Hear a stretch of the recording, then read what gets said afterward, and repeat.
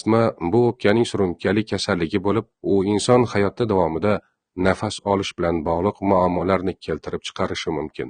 Astma bo'lganda nafas yo'llari ichida doimo shish yoki yallig'lanish mavjud bo'ladi. Astma bilan og'rigan insonning nafas yo'llari tashqi omillarga o'ta sezgir bo'ladi. Bular triggerlar, qo'zg'atuvchi omillar deb ataladi. Astma nafas yo'llarida turli o'zgarishlarga sabab bo'lib, ularning torayishiga olib keladi va bu nafas olishni qiyinlashtiradi. Sog'lom nafas yo'llari ichida shish bo'lmaydi. Atrofidagi mushaklar taranglashmagan bo'ladi.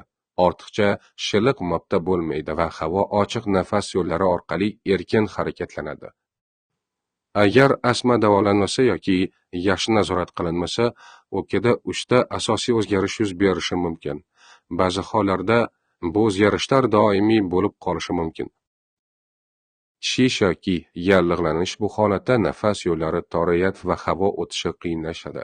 Keyingisi ortiqcha shilliq balg'am ishlab chiqarilishi bu shilliq nafas yo'llarini berkitib qo'yadi va havo o'tadigan teshikni yanada kichraytiradi.